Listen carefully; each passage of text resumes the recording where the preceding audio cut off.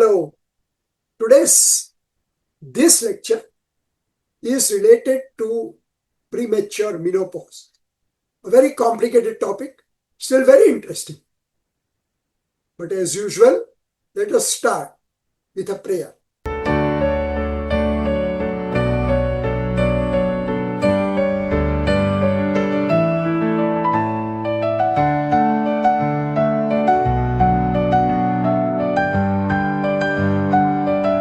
She is young, but her system has grown old.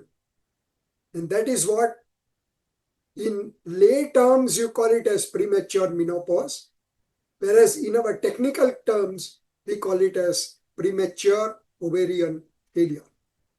Now you must be wondering how often this is seen in clinical practice. Let me share this with you. It affects around 1% of women under the age of 40. 40 is the cutout age. So 1%, that means 1 in 100. And in subjects who have primary amenorrhea or secondary amenorrhea, there the incidence is higher, of around 10 to 28% in subjects with primary amenorrhea and 4 to 18% of secondary amenorrhea subjects.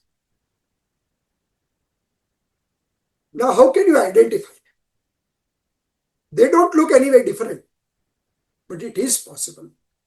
Any woman under the age of 40 presenting with a history of primary or secondary amenorrhea or oligomenorrhea with vasomotor disturbances or other signs of estrogen deficiency, you suspect that this could be a premature ovarian failure.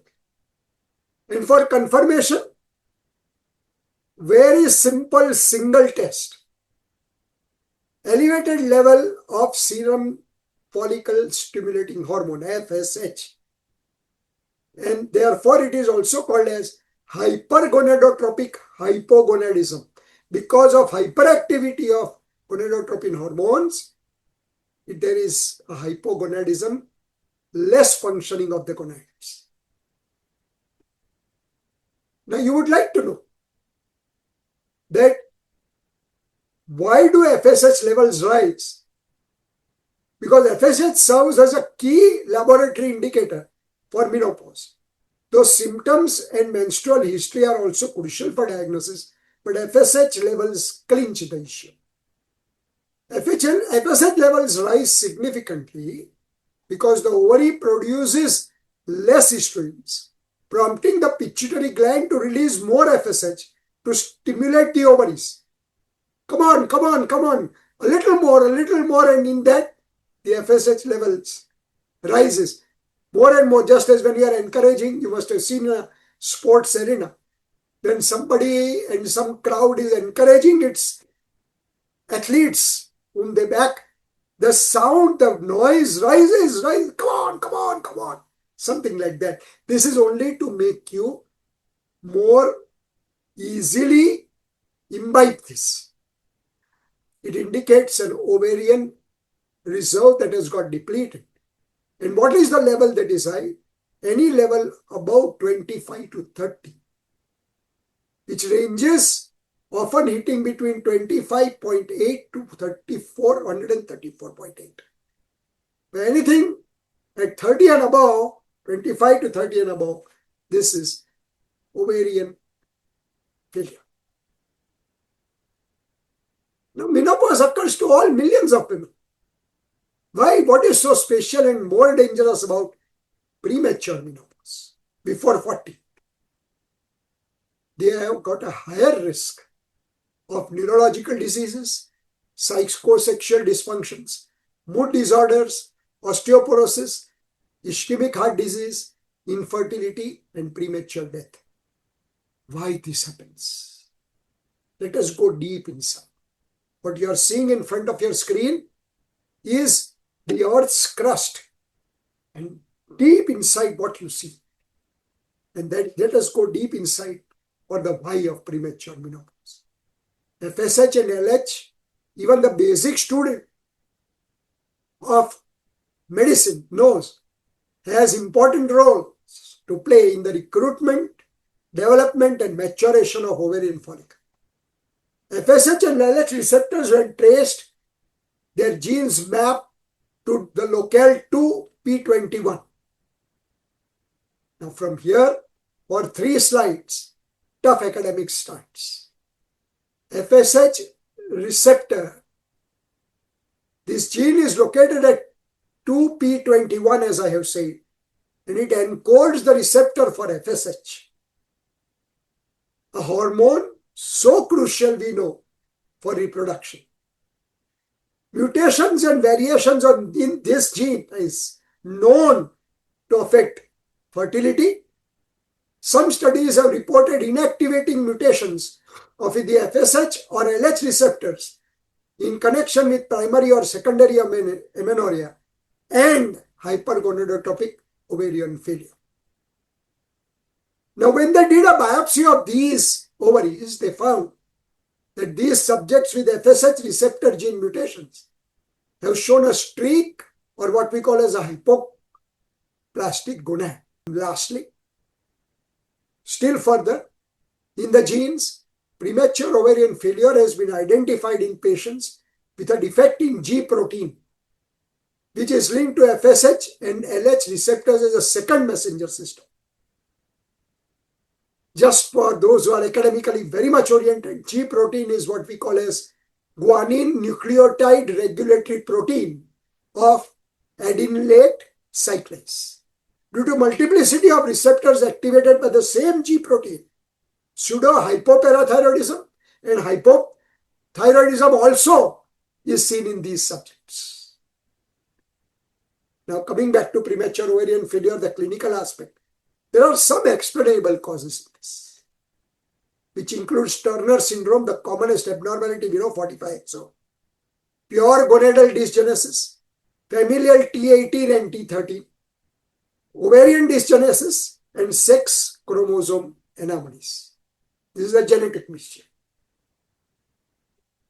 The metabolic rogues which have been associated are 17-alpha hydroxylase deficiency, galactosemia, myotonic dystrophy, blepharophimosis polyendocrinopathy, what is also called as BPES, and autoimmune polyendocrinopathy, which is also called as APECED, and steroidogenic enzyme defects. Autoimmune, where the body feels and senses endangered by its own self. It is involved in 4 to 30% of subjects of POF. Anti-ovarian POFs produced by the lady herself have been found in many studies, but their specificity and pathognomonic roles are questionable. More work is required in this. But if ovarian biopsy is taken of these ovaries, it shows infiltration of the follicles with plasma cells and lymphocytes, typical of the immunological mischief. The associated features which hinted and strongly indicated an autoimmune etiology was the presence of lymphocytic oophorytis in these subjects.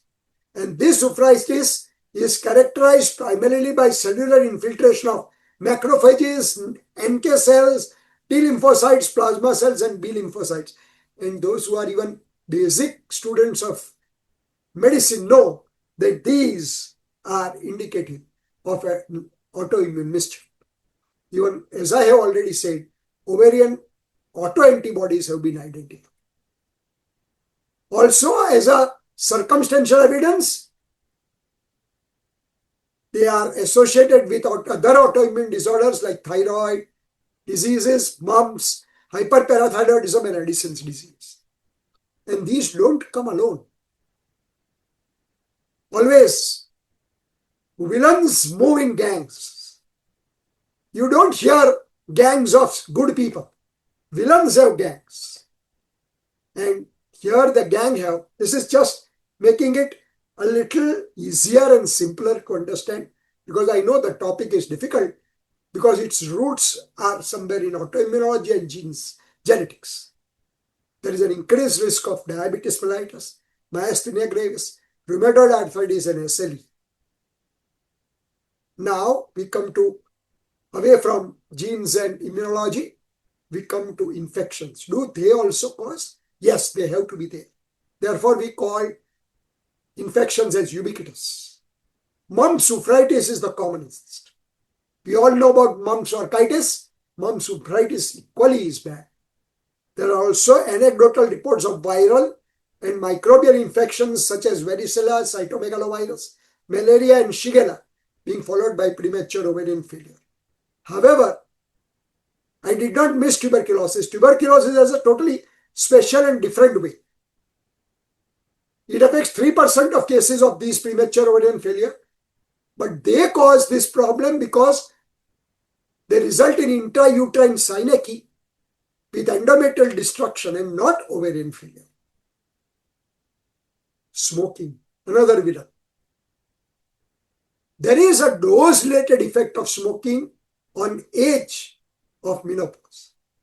The effect of smoking, we all know these polycyclic hydrocarbons which are contained in smoke and inhale, these are causing a problem. But please, current evidence has proved that passive smoking is not proved to be the cause of POF. Passive smoking doesn't cause POF. What about we, the doctors? Shall we be silent? No, wait. We also add, these are iatrogenic causes, medical science, radiation and chemotherapy. Reversible. The ovary may resume ovulation and menstruation after 1 year of amenorrhea. The chemotherapeutic agents that are implicated are alkylating agents, methotrexate, 6-mercaptopurine, actinomycin, and adriamycin. Ovarian failure following hysterectomy is seen in 15 to 50% of cases, even if ovaries have not been removed. This is caused by impairment of ovarian vascular supply or loss of some important endocrine contribution by the uterus to the ovary. So the benevolent knife acts also in a mysterious way, not just by hacking. Silently it acts. Also, the practice of prophylactic oophorectomy has increased over time and more than doubled between 1965 and 1990. It must have increased still more now. Bilateral oophorectomy is carried out to prevent ovarian cancers also. These all act and contribute. This was regarding surgery and cancers. What about drugs? Prolonged GnRH therapy may lead to ovarian suppression and failure. Other chemotherapeutic agents, I already made a list. You can add cyclophosphamide, isostemide, and clotrimazole to this. You have seen the causes, seen them extensively. Now let us see the clinical features.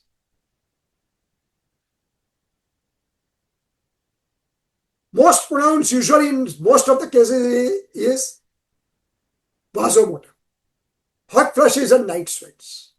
Also, vaginal symptoms, dryness and dyspareunia, along with reduced or no menstrual amenorrhea. Urinary symptoms become very pronounced in them, like frequency, urgency, incontinence, and atrophic cystitis. Sexual disturbances, sleep disturbances, all these are also found. Usually, they come in a bunch. They are not isolated, only one. Apparently unrelated. Headache, depression, anxiety, irritability, skin atrophy, joint pains, cancer phobia, pseudocyesis, and lack of concentration. All have been found to be associated with the amenorrhea of premature ovarian failure. They are more seen in premature ovarian failures, these urethral caruncles. So, these subjects can present as amenorrhea with urethral caruncle, dysuria, with or without infection, urge and stress incontinence. Sleep disturbances may be seen as is seen in women or men both as they age.